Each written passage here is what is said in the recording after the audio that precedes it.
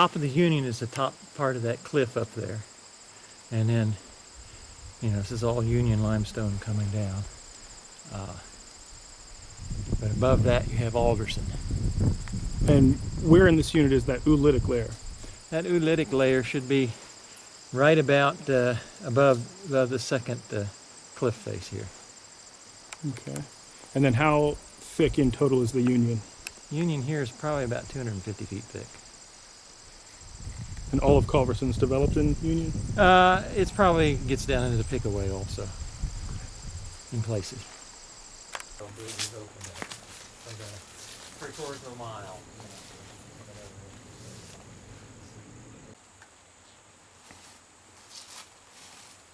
And we go.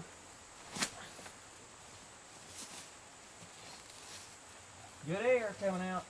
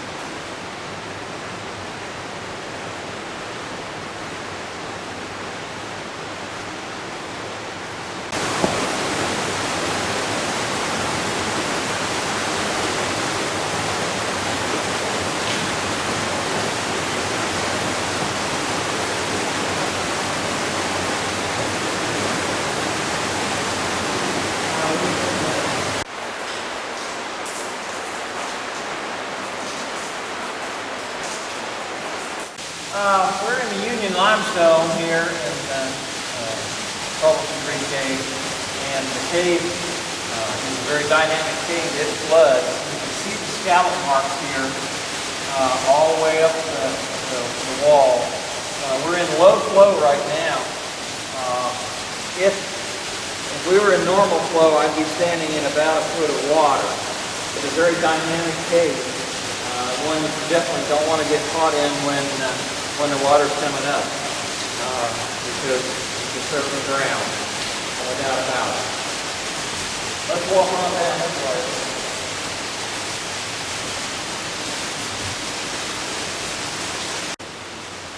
This is a double natural bridge right here.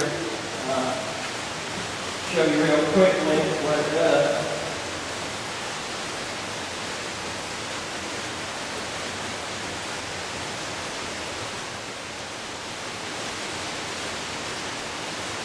All right, well, you can still, we're in this little natural bridge. You can still see the scallops here on the walls and the floor and the ceiling, so you can really see how the water roars right on through here. Culverson Creek Cave is, you know, the premier West Virginia water cave. There's no doubt about there isn't anything that even comes close to what this cave does. It's approximately 20 miles long. Pretty much got it all mapped out. There's still a few leads here and there that you know, we need to get back to one of these days, but they're a long way away from entrances, so people have been less inclined to go look at them. And you know, you really have to watch the weather during the winter time and during spring. This cave is not a real friendly place. Just in the fall, like it is right now, this is the time to be in here in the late summer when the water's warm.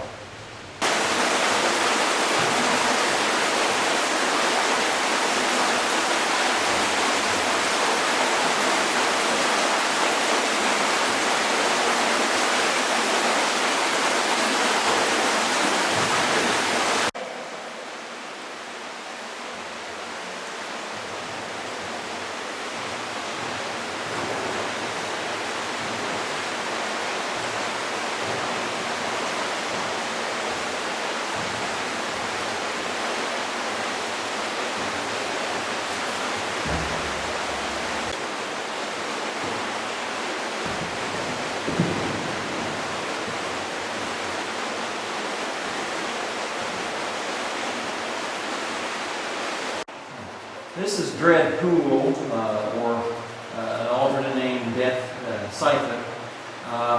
Usually during normal water flow, you only have about 6 or 8 inches of airspace right there in that arch, and you slip through there in 4 or 5 feet of water, and on the other side it pops up into what we call Death Canyon.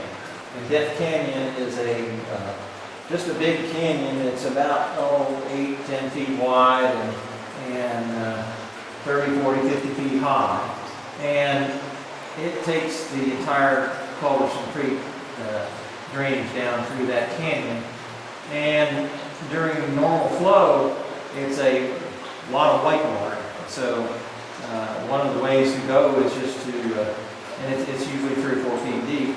So you just, sit up into the water, and the current will just carry you right down the passage for about 1,000 feet before it makes a turn. And you have to climb up into some break room. But coming back up against that current, that can be quite an ordeal when you've got higher water. Today, it's probably only going to be ankle deep down through the canyon. You still get knee deep out here, it looks like. But, it's a neat cave. Now what? Water's going to be cold.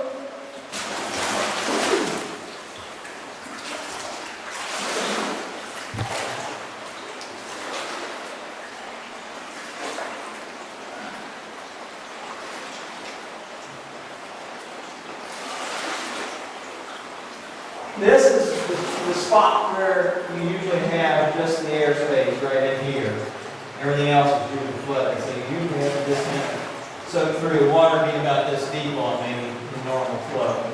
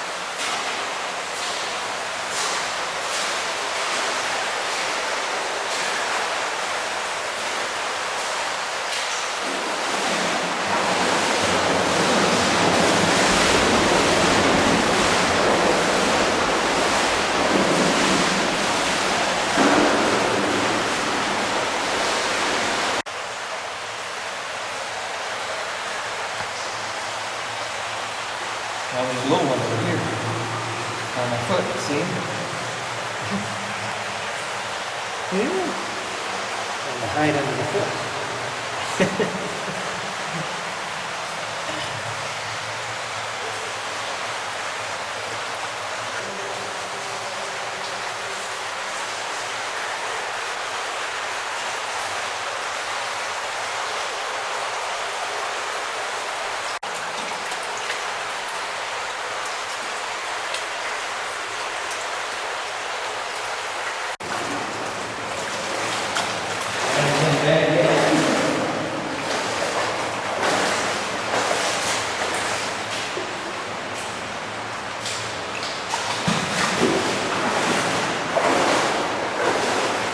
Okay, we have come down Death Canyon, and we have hit the linear that developed along, most of the main stream passages developed along this linear, and it runs from the entrance. You can draw a straight line from the entrance to the resurgence, and the majority of the cave stream is following this linear. We're in this linear right now, and it apparently goes all the way up to the the surface because there's some big sinkholes above us, and the big canyon that we've been in has collapsed. And to continue on through here, you have to, climb up through the breakdown and get through this breakdown, which is, you can do that. And then the canyon continues on the other side for a ways, and then there's another collapse underneath another sinkhole that you have to work your way through, which is even more laborious than this one. And then eventually you get to a point where there's you get back down into the main canyon, and then there's the canyon just siphons out. There's a big siphon, and you really can't follow it anymore because there's more breakdown. And there's a lost segment of passage between that point and where it comes out into what we call Lower Culverson. And then when it pops out there, it flows along the Lower Culverson trunk, which in places is 100 feet by 100 feet, before it eventually cycles down into Green Cycle and Green Lake.